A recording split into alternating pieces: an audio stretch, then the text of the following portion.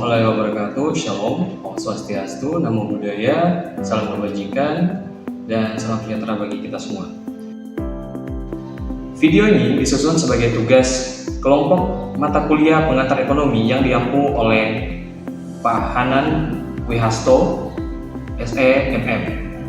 Melalui video ini, kami berharap materi yang disampaikan dapat dipahami dengan baik dan menambah wawasan mengenai konsep dasar ekonomi makro.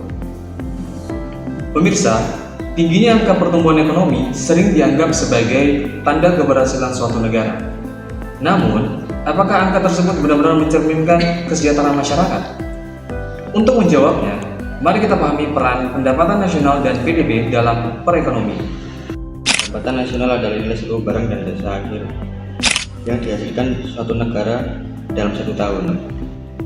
Indikator ini menunjukkan seberapa besar aktivitas ekonomi yang berlangsung dan menjadi dasar dalam penilaian pembangunan nasional. Melalui pendapatan nasional, pemerintah dapat melihat struktur perekonomian dan menentukan arah kebijakan ekonomi ke depan. Pendapatan nasional dihitung melalui 3 pendekatan, yaitu produksi, pendapatan, dan pengeluaran. Meski caranya berbeda, ketiganya menghasilkan nilai yang sama.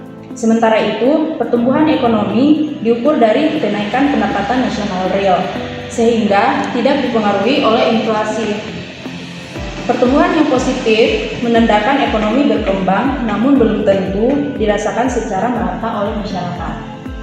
Produk domestik bruto atau PDB sering digunakan untuk menilai kemajuan ekonomi, namun PDB tidak selalu mencerminkan kesejahteraan.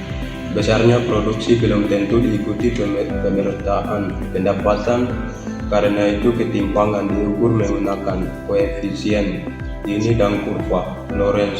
Semakin kecil nilainya, semakin merata kesejahteraan masyarakat. Kesimpulan, pendapatan nasional, pertumbuhan ekonomi, dan domestik bruto merupakan indikator penting untuk memahami kondisi perekonomian suatu negara. Namun, angka ekonomi tersebut tidak berdiri sendiri. Kesejahteraan masyarakat hanya dapat tercapai apabila pertumbuhan ekonomi disertai dengan pemerataan dan kebijakan yang tepat sasaran. Dari pembahasan ini adalah bahwa ilmu ekonomi tidak hanya berbicara tentang angka, tetapi juga tentang bagaimana kebijakan dan aktivitas ekonomi berdampak langsung pada kehidupan masyarakat sehari-hari. Dengan memahami ilmu ekonomi, kita dapat berpikir lebih kritis, mengambil keputusan yang lebih rasional, serta berkontribusi dalam menciptakan pembangunan yang adil dan berkelanjutan. Semoga video ini dapat menumbuhkan ketertarikan pemirsa terhadap ilmu ekonomi dan menjadi langkah awal untuk memahami peran ekonomi dalam kehidupan kita. Terima kasih. Wassalamualaikum warahmatullahi wabarakatuh.